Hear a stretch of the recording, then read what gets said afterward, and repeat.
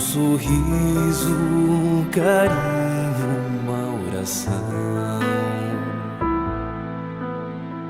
Gotas de luz rompendo a escuridão. Sementes da paz germinando em cada coração.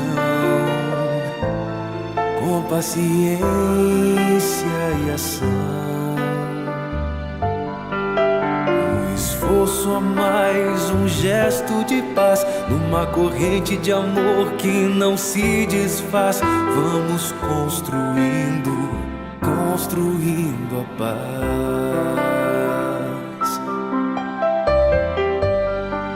Com coragem pra mudar, humildade pra espalhar a palavra de Jesus.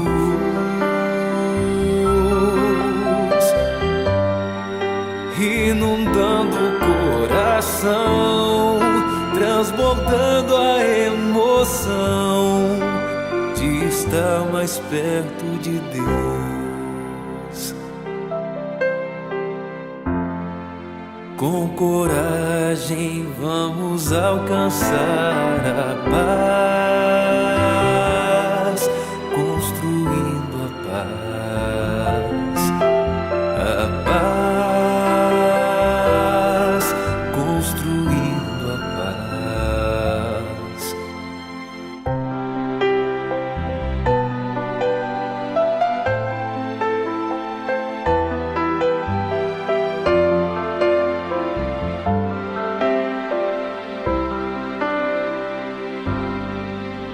Sorriso, um carinho, uma oração.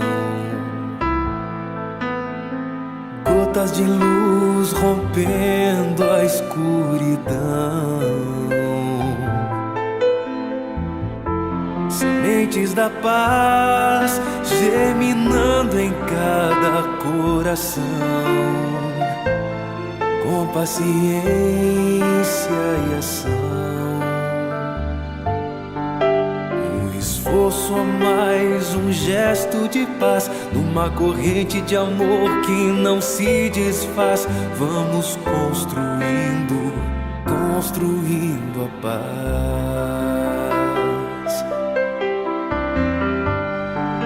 Com coragem pra mudar, humildade pra espalhar a palavra de Jesus.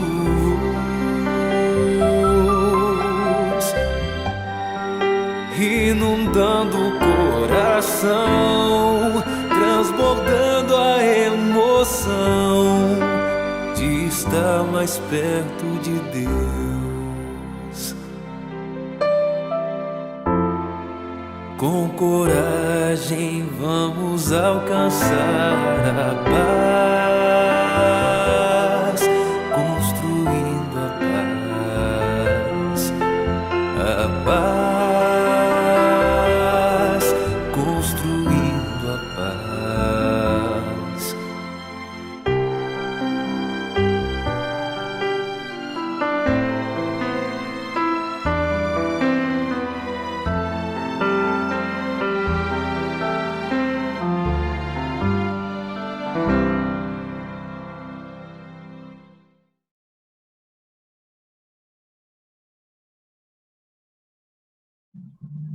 Boa noite, meus queridos.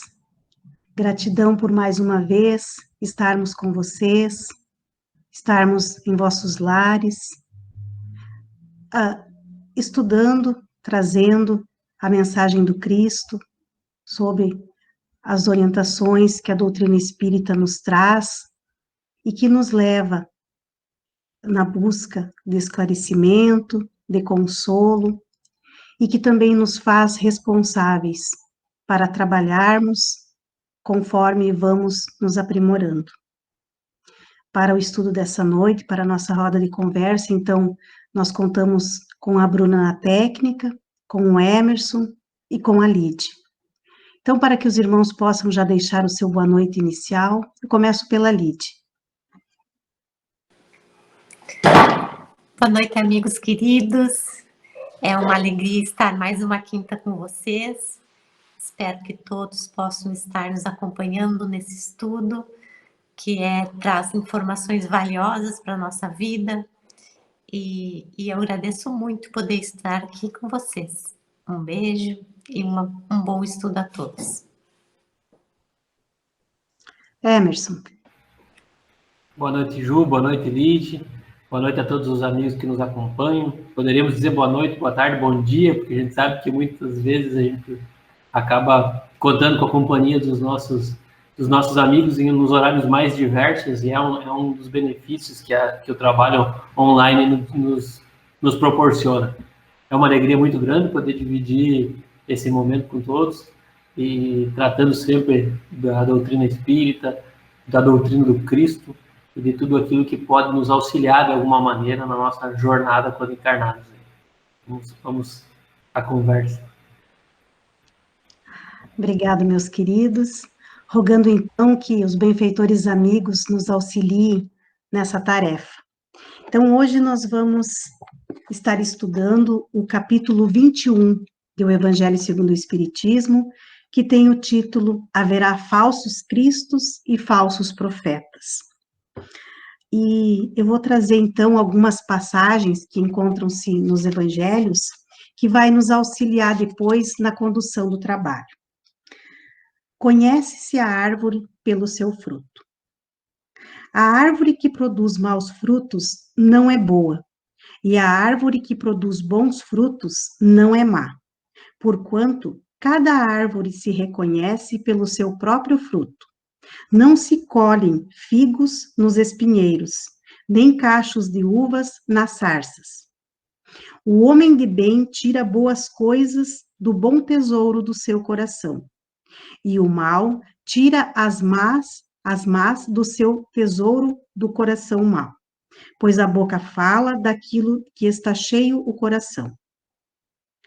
Guardai-vos dos falsos profetas, que vêm ter convosco cobertos de peles de ovelhas, e que por dentro são lobos. Reconhecê-los-eis pelos seus frutos. Podem colher-se uvas nos espinheiros ou figos nas sarças? Assim, toda árvore boa produz bons frutos, e toda árvore má produz maus frutos. Uma árvore boa não pode produzir frutos maus, e uma árvore má não pode produzir frutos bons. Toda árvore que não produz bons frutos será cortada e lançada ao fogo. Conhecê-la-eis, pois, pelos seus frutos. Tende cuidado para que alguém não vos seduza, porque muitos virão em meu nome, dizendo, eu sou o Cristo, e seduzirão a muitos. Levantar-se-ão muitos falsos profetas, e seduzirão a muitas pessoas, e porque abundará a iniquidade, a caridade de muitos esfriará, mas aquele que perseverar até o fim se salvará. Então, se alguém vos disser, o Cristo está aqui ou está ali, não acrediteis absolutamente, porque se levantarão falsos cristos e falsos profetas, que farão grandes prodígios e coisas de espantar, a ponto de seduzirem, se fosse possível, os próprios escolhidos. Essas passagens, então, elas estão em Lucas, em Mateus e em Marcos. E então, o que nos esclarece a doutrina espírita sobre a missão, então, dos profetas? Então, atribui-se aos profetas o dom de revelar o futuro. E foi por isso que as palavras profecia e predição, elas se tornaram sinônimos. Agora, já no sentido evangélico, no sentido da palavra profeta, ela tem uma ampla significação. Então, no sentido profético, a profeta é todo o enviado de Deus com a missão de instruir os homens e revelar as coisas ocultas e os mistérios da vida espiritual. Portanto, então, segundo esse sentido evangélico, um homem ele pode ser profeta sem que para isso ele tenha que fazer predições. e mais adiante nesse capítulo nós vamos ver que o profeta, ele, primeiro enviado de Deus, ele busca primeiro instruir-se, esclarecer-se, para depois ir instruir e mostrar essas coisas ocultas. Ele busca primeiro o conhecimento dele próprio. Dando sequência, então, ao nosso estudo, Emerson, de acordo, então, com o item 5 desse capítulo, como atuam os falsos profetas? Ju, o item 5, prodígios dos falsos profetas, ele inicia nos lembrando do texto que tu acabaste de ler. E diz assim: levantar-se-ão falsos cristos e falsos profetas que farão grandes prodígios e coisas de espantar, a ponto de seduzirem os próprios escolhidos. E aqui nós já começamos a identificar algumas características que vão facilitar a percepção. É claro que muitas vezes, de maneira muito rápida, nós conseguimos ver pelos exageros que são trazidos por alguns que pretendem se dizer enviados, né? Aquilo chama muita atenção. Mas o texto está nos dizendo que algumas vezes pode enganar até aquele mais próximo da doutrina do Cristo. E aí nós vamos percebendo que muitas vezes as questões que são tidas de uma maneira geral como sobrenaturais, elas são utilizadas por esses candidatos a profetas, né? E trazem isso como uma coisa miraculosa, muitas vezes realizando alguns movimentos que são tidos como coisas fantásticas ou sobrenaturais. A doutrina espírita vai nos alertar, e a sequência do texto também vai nos dizer, que tudo que nós não compreendemos num primeiro momento, nós tratamos como sobrenatural. Mas à medida que nós vamos entendendo, compreendendo, que a ciência vai evoluindo e nos mostrando, nós vamos vendo que alguns fenômenos, ou a maioria deles, ou a totalidade, quando nós falamos de falsos profetas realizando coisas sobrenaturais, eles se encaixam nas coisas naturais. Estão de acordo com as leis da natureza, e às vezes é a nossa ignorância, o fato de desconhecermos essas leis, de compreender de uma maneira mais ampla, com que faz que nós achamos que alguém tem uma capacidade sobrenatural. Então, a possibilidade de se manipular alguns fluidos disponíveis nesse planeta, de desenvolver o magnetismo, de conseguir fazer coisas que pareçam coisas fantásticas, ela não é uma exclusividade dos bons. Ela é, muitas vezes, uma situação que, bem treinada, as pessoas podem desenvolver. E o texto vai dizer, já nos alertar, e depois nós vamos aprofundar um pouco mais sobre isso, que o verdadeiro profeta nós vamos reconhecer pelos caracteres exclusivamente morais. Então, os falsos profetas realizam coisas, fazem coisas, trazem uma espécie de fenômeno que muitas vezes não revela nada de bom do ponto de vista moral, que não faz dela uma pessoa melhor, ou não faz das pessoas que estão próximas, não entrega subsídios para que as pessoas desenvolvam as questões morais no seu coração. Fica mais no âmbito do fantástico, do sobrenatural, do incrível. E isso não, a doutrina nos explica de maneira muito clara que não transforma ninguém. Né? O espiritismo, que é a ciência, a filosofia, a religião, que nos explica das coisas espirituais, dos fenômenos possíveis, no intercâmbio com os nossos irmãos desencarnados, trata isso de uma maneira muito tranquila, de uma maneira muito natural. Então, o espiritismo não trata de maneira mística, né? E nós vemos alguns falsos profetas trazendo isso de uma maneira muito mística. Obrigado, mano.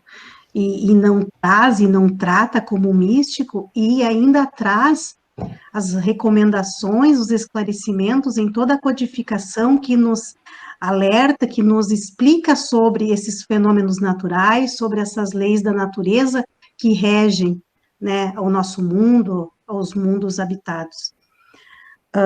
Lide, dando sequência, então, ao capítulo, no item 6 diz assim: meus bem-amados, não creiais em todo o espírito, mas provai se os espíritos são de Deus, porque muitos falsos profetas já se têm levantado no mundo. Isso está na primeira epístola de João, capítulo 4, versículo 1. Lide, que recomendações nos chegam através da doutrina espírita e que nos auxilia a não acreditarmos em todos os espíritos? São João já nos traz esse alerta, né? E aí o Espiritismo vem, Ju, e nos faculta os meios de provar-nos. Então, apontando as características pelas quais a gente reconhece os bons espíritos. E essas características são todas morais, nunca materiais. E temos nos capítulos anteriores, inclusive o capítulo 17, traz muita informação sobre os bons espíritos, né? Então, quem gostaria de relembrar, temos um capítulo inteirinho sobre isso. Então, Ju, é assim, pela obra moral que a gente pode diferenciar os bons e os maus espíritos. Principalmente se a gente vai aplicar as palavras de Jesus. Pelo fruto é que se reconhece a qualidade da árvore. Uma árvore boa não pode produzir maus frutos. E uma árvore má não pode produzir bons. Julgam-se os espíritos pela qualidade de suas obras, como uma árvore pela qualidade dos seus frutos. Para complementar o que o Mano estava trazendo sobre os fenômenos, esse item 7 traz aí uma reflexão importante que complementa essa questão, que é a ciência da doutrina espírita. Ela nos esclarece que os fenômenos por si só nada provam. A missão se prova por efeitos morais. E esse é um dos resultados do desenvolvimento da ciência espírita, que ela pesquisa a causa de certos fenômenos e declara que não opera milagres, nem prodígios, e o espiritismo revela as leis desconhecidas que regem a relação do mundo corpóreo com o mundo espiritual. Leis essas que são da natureza, como o Mano já nos trouxe. Obrigado, Lide. Mano, segundo as informações que estão nas instruções dos espíritos, nos itens 9 e 10 desse capítulo, quais características distinguem os falsos dos verdadeiros profetas? O texto, né, Caracteres do Verdadeiro Profeta, ele começa dizendo: desconfiai dos falsos profetas. E que isso é útil sempre, mas especialmente num momento muito especial que nós vivemos agora, que é o momento da transição, que é o momento em que nós, e o Espiritismo vem falando disso há muito tempo, que é um momento que marca um estágio da nossa maturidade espiritual, onde nós vamos passando de mundo de provas e expiações para mundo regenerador. E aí, nas emoções que envolvem tudo isso, no momento que nós vivemos, muitas vezes nós nos seduzimos por alguns desses candidatos a profeta aí, que nós chamamos de falsos profetas, né? E o texto traz algo muito interessante, uma reflexão lógica, mas que muitas vezes nos passa despercebido. Deus só confia missões importantes aos que ele sabe capazes de as cumprir, porquanto as grandes missões são fardos pesados que esmagariam o homem carente de forças para carregá-los. Nós podemos entender que o texto está nos dizendo que uma missão com a relevância de trazer uma mensagem evangélica, de nos conectar com a moral do Cristo, no âmbito de profetizar, de trazer algo novo, ela é de muita responsabilidade. E não basta para isso só a boa vontade, é preciso que nós atentamos para as condições morais, como nós já falamos aqui, a Lídia acabou de reforçar, mas também para a inteligência, mas também para as condições de se realizar. E quando nós falamos de condições, não estamos falando de condições materiais, estamos falando de condições morais, psicológicas e espirituais.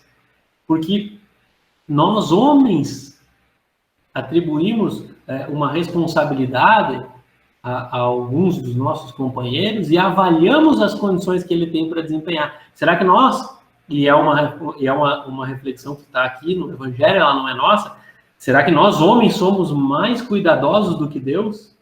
Será que Deus escolheria aleatoriamente, desprezaria a inteligência, desprezaria as outras condições para trazer isso? E então,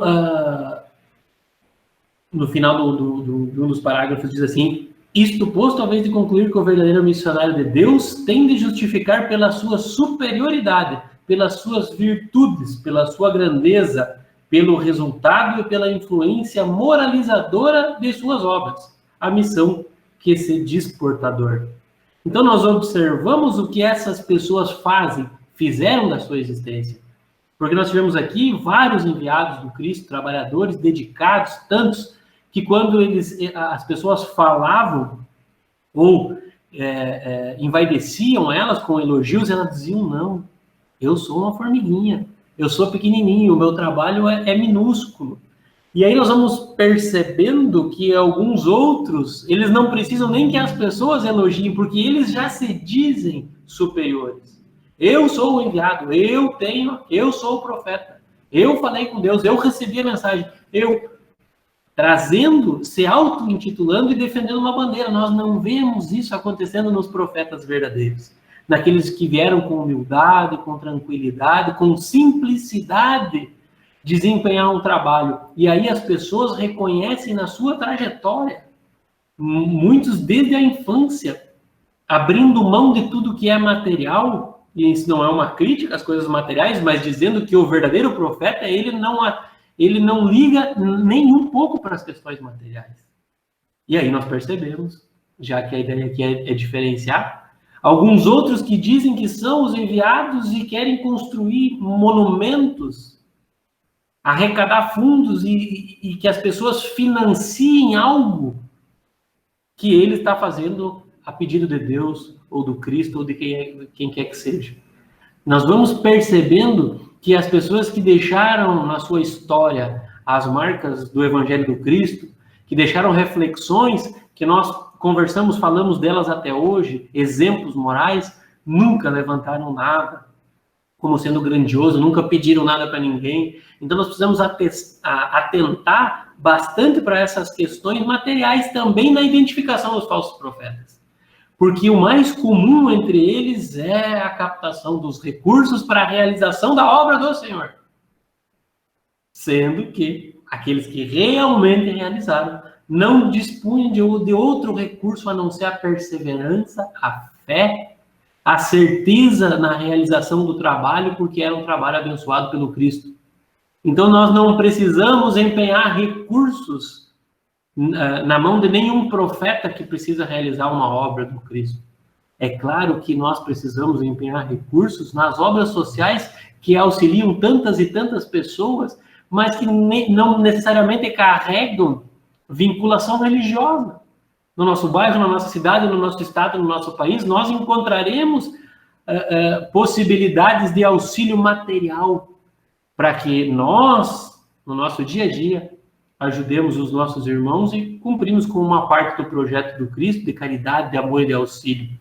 Mas cuidado com aqueles que estão dirigindo instituições que se dizem religiosas e solicitando recursos para o financiamento das obras que eles dizem ser as obras do Cristo. Obrigado, Mano. E voltando um pouquinho ainda nesse mesmo sentido que tu está falando, no item 8, ali nos falsos profetas, fala que a missão, então o verdadeiro profeta é que ele recebe missões que vêm do alto e se reconhece ele pelas suas virtudes cristãs e eternas, que são a caridade, o amor, a indulgência, a bondade, aquele que concilia os corações, não aquele que segrega, que quer ser dono de toda a verdade, se apoderar do Cristo, das verdades do Cristo, para se autopromover, para, como o Emerson acabou de dizer, construir monumentos e ser lembrado como, né, o grande profeta. Ju, eu pensava agora aqui que antes de nós entendermos, ou de nós, que muitas das situações que eu levantei, elas são perceptíveis e nós observamos as pessoas apontando, né? Mas é interessante que não só no apontar o dedo, nós também possamos refletir sobre o quanto muitas vezes nos serve esta proposta. Porque às vezes nós preferimos seguir o profeta que está nos solicitando o recurso financeiro, para que o nosso sentimento de dever cumprido, quando entregamos esse recurso, nós estamos quitando algo.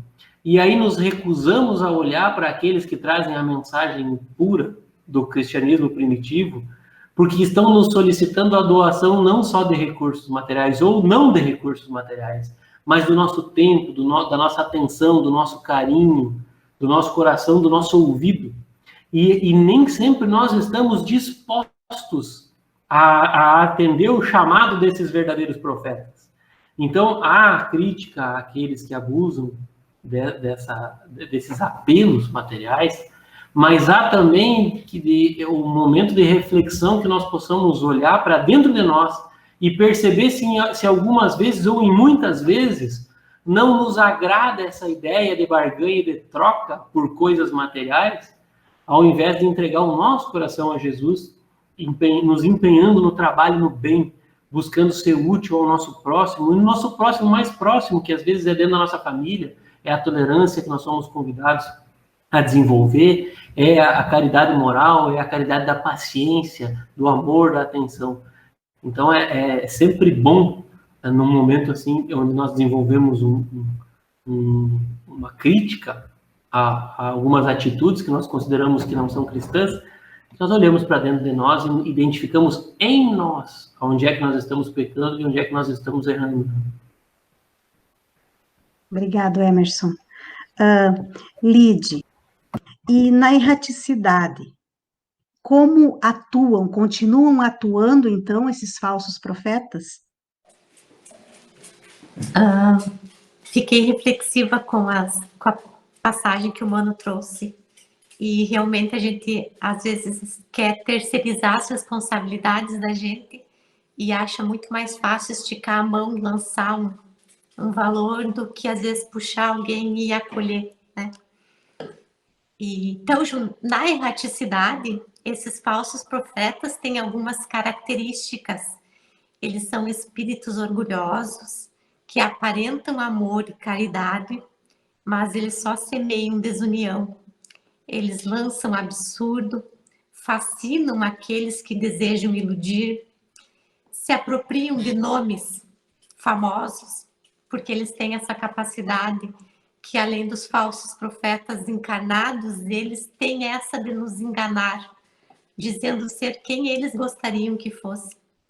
Eles espalham antagonismos entre os grupos, fazendo com que eles se isolem, indica remédios para humanidades como meio de conseguir alguma transformação, que são utópicos.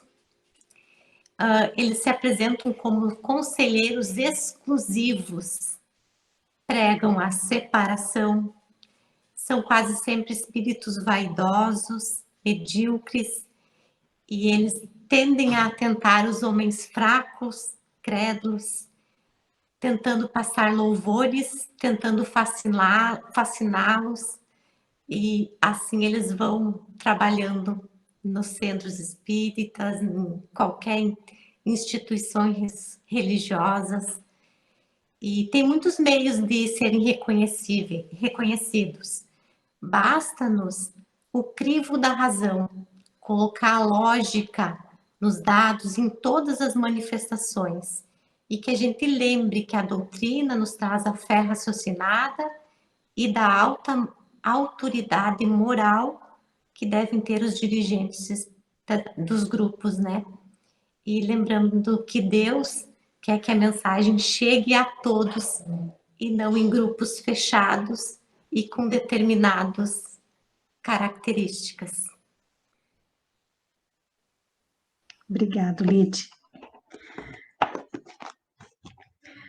No item 11, tem uma passagem bíblica que está lá em Jeremias, capítulo 23, versículos 16, 18, 21, 25, 26 e 33, que diz assim: Jeremias e os falsos profetas. Eis o que diz o Senhor dos Exércitos. Não escuteis as palavras dos profetas que vos profetizam e vos enganam. Eles publicam as visões de seus corações e não o aprenderam da boca do Senhor. Dizem aos que de mim blasfemam: o Senhor o disse, tereis paz. E a todos os que andam na corrupção de seus corações, nenhum mal vos acontecerá. Mas qual dentre eles assistiu ao conselho de Deus? Quem ouviu e escutou o que ele disse? Eu não enviava esses profetas. Eles corriam por si mesmos. Eu absolutamente não lhes falava. Eles profetizavam de suas cabeças. Eu ouvi o que disseram esses profetas que profetizavam a mentira em meu nome, dizendo: sonhei, sonhei. Até quando essa imaginação estará no coração dos que profetizam a mentira e cujas profecias não são senão as seduções dos corações deles? Se, pois, esse povo, ou um profeta, ou um sacerdote vos interrogar e disser: qual o fardo do Senhor? Dir-lhe-eis: vós mesmos sois o fardo, e eu vos lançarei bem longe de mim, diz o Senhor. Já o espírito protetor Luox, nas recomendações, nas instruções dos espíritos, o que ele traz, Emerson, como recomendação nesse item? Ju, ele nos mostra, né, nos reforça, melhor dizendo, o que o texto nos mostra, que já Jeremias trazia isso lá atrás e já aconteciam essas coisas. Já havia um abuso no que diz respeito à ideia das profecias ou de ser profeta, né? E o texto diz: eu não enviei esses profetas e eles correm por si mesmos. Não lhes falei e eles profetizavam. E diziam que sonhavam e era mentira. Está escrito, é o que o texto diz. E o povo, ingenuamente, porque alguém dizia que tinha sonhado com aquilo e estava profetizando, não ousava contestar esse tipo de situação. Mas esse espírito protetor, ele ainda nos diz assim: após as palavras do profeta, escutai os sábios conselhos do apóstolo João, quando diz: não acrediteis em todo o espírito, experimentai se os espíritos são de Deus, porque entre os invisíveis também há os que se comprazem em iludir, e se lhes depara a ocasião. Conectadíssimo com o que a Lídia nos falava antes. Muitas vezes as pessoas, e aqui nós podemos trazer essa reflexão para o movimento espírita ou para os movimentos que se dizem espíritas ou espiritualistas, quando acolhem e acatam algumas questões que nós podemos tratar como absurdos, julgando receber muitos médiuns que não têm os requisitos morais necessários, e é fácil de perceber isso, porque seria necessário algo elevadíssimo, quase sobre-humano, para poder receber uma comunicação de Jesus, ou para poder, né, nós sabemos que não se dá dessa maneira, que os trabalhadores da espiritualidade, conectados às ideias do mestre, conseguindo vibrar nas nossas vibrações tão rasas, nos trazem mensagem e nos auxiliam, mas muitos espíritos enganadores trazem mensagens e assinam com nomes de personalidades, e quando nós consultamos o conteúdo, nós não encontramos a relevância moral e não é condizente com a envergadura do espírito que se diz assinar.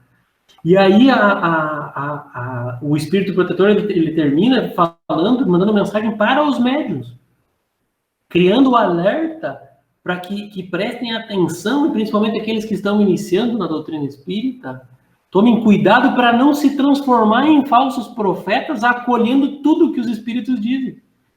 Porque nós, espíritas, somos aqueles que dizemos que os espíritos não são todos bons. Mas reconhecemos esses espíritos como nossos irmãos e sabemos que se nós não nos empenharmos para sermos bons aqui na Terra, provavelmente continuaremos na espiritualidade desempenhando papéis que nós desempenhávamos aqui. Então, se nós mentimos, se nós enganamos, se nós nos divertimos com isso, nós continuaremos fazendo isso depois de desencarnados. E o que muitas religiões tratam como os demônios, nós sabemos que são nós depois da morte. Porque nós podemos nos transformar, não nos transformar, porque nós não nos transformamos, né? Acontece é que depois de abandonar o corpo físico, nós não temos mais o que nos esconde. E nós somos o que nós somos. Então, o nosso corpo permite que nós, muitas vezes, entregamos uma imagem para a sociedade de bonzinhos, de santinhos, de queridinhos, mas aquilo que nós carregamos no nosso coração e a nossa essência, ela não consegue se esconder depois que nós desencarnamos. E aí, muitas vezes, somos reconhecidos como demônios, obsessores e tudo mais. Qual é a diferença na doutrina espírita? A diferença é que a doutrina espírita nos esclarece que isso é uma condição temporária, que nós evoluiremos, que nós superaremos tudo isso e caminharemos no sentido da luz. Mas, enquanto não concluímos essa caminhada, sim, nos atrapalhamos. E muitas vezes, dada a nossa inferioridade, nos vinculamos a espíritos que vibram na nossa frequência e somos enganados. Então, diz o texto no final, aprendei, pois, antes de tudo, a distinguir os bons e os maus espíritos, para, por vossa vez, não vos tornar dos falsos profetas. E como é que nós distinguimos os bons dos maus? Por aquilo que eles nos dizem. Se eles nos falam de amor, de perdão, de perseverança, do Cristo, se na mensagem não está contaminada, com um tom de intriga, com um tom de inveja, de ciúme, de problema, de discórdia, nós podemos identificar isso. Nós podemos identificar os falsos profetas pelas características morais e pelo que eles, não só pelos que eles dizem, mas principalmente pelo que eles fizeram e fazem. E da mesma maneira é com os espíritos. Nós identificamos pelas suas obras, pelo que eles dizem, pelo que eles nos propõem desempenhar ou fazer, enfim. Precisamos muita humildade, muita tranquilidade para poder ouvir os nossos irmãos, nossos amigos, que nos alertam muitas vezes sobre os equívocos que nós nos encontramos e o nosso orgulho. O nosso egoísmo não permite que nós acolhemos isso de maneira amorosa como um auxílio e muitas vezes entendemos como uma crítica maléfica ou nos melindramos com tudo isso. É preciso estar conectado com o Evangelho do Cristo, empenhado em querer o melhor a cada dia para a nossa existência. E nós só entendendo e compreendendo a nossa pequenez moral ainda é que nós conseguimos perseguir um estágio acima na nossa caminhada evolutiva. Obrigado, Emerson. Obrigado, Lide. Então, a gente sempre reitera que o que a gente traz aqui é apenas um resumo do capítulo, são pinceladas, né, um estudo bem mais aprofundado. Nós temos no domingo, às 20 horas, então todos são convidados, podem estar procurando um dos trabalhadores que serão incluídos no grupo de estudos, receberão um link para que possam participar também do estudo. Por enquanto, nós estamos, então, estudando o Evangelho segundo o Espiritismo, mas vamos ver mais para frente que outra obra vamos continuar estudando. Então, agradecidos pela presença de todos aí nos ouvindo, nos assistindo, e rogando que a espiritualidade possa continuar nos amparando. Para que, então, possam deixar o seu boa noite, eu começo com o Emerson. Muito obrigado, meus queridos, pela companhia, pela oportunidade de trazer as reflexões espíritas. Esperamos ter contribuído de alguma maneira.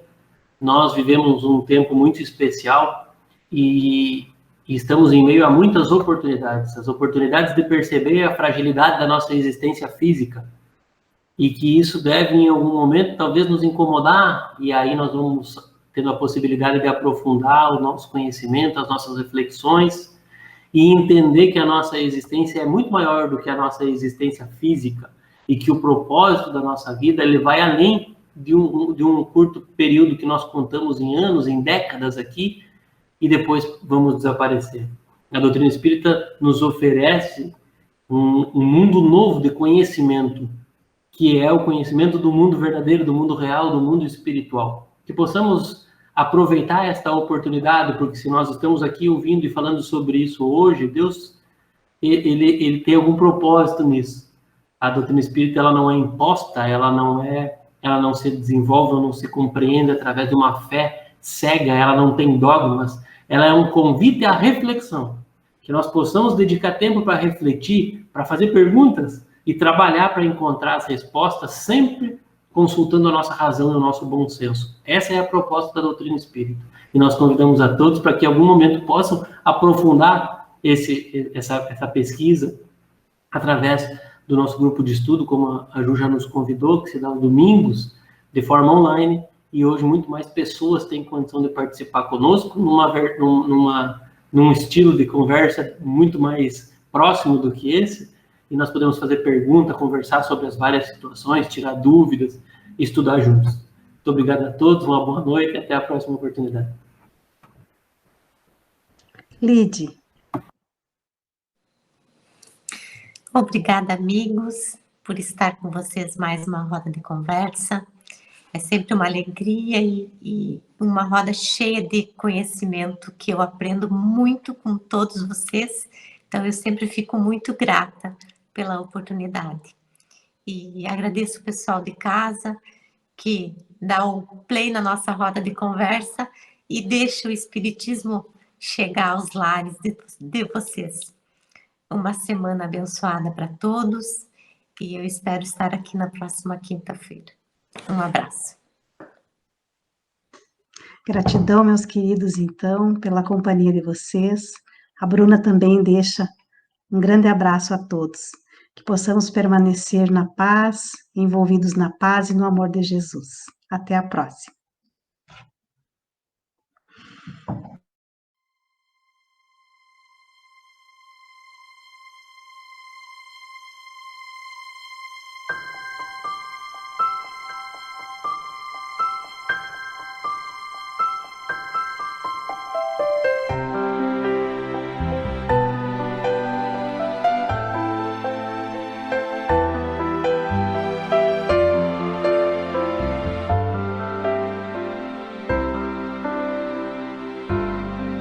Um sorriso, um carinho, uma oração,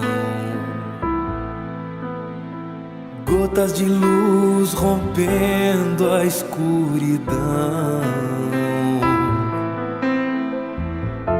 sementes da paz germinando em cada coração, com paciência e ação. Esforço a mais, um gesto de paz, numa corrente de amor que não se desfaz. Vamos construindo a paz, com coragem pra mudar, humildade pra espalhar a palavra de Jesus.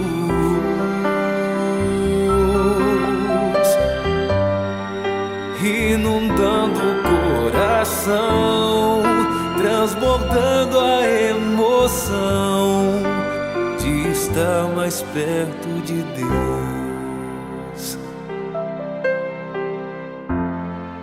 Com coragem vamos alcançar a paz, construindo a paz, a paz, construindo a paz.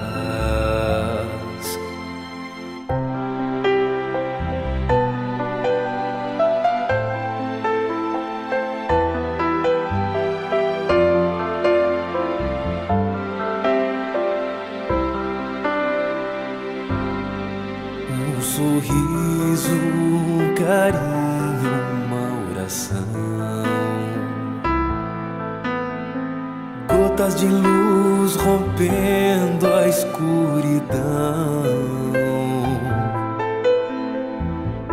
sementes da paz germinando em cada coração, com paciência e ação. Esforço a mais, um gesto de paz, numa corrente de amor que não se desfaz. Vamos construindo a paz,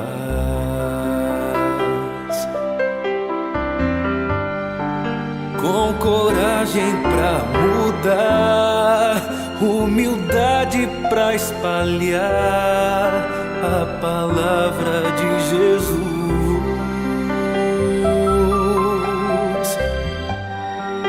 inundando o coração, transbordando a emoção de estar mais perto de Deus. Com coragem vamos alcançar a paz, construindo a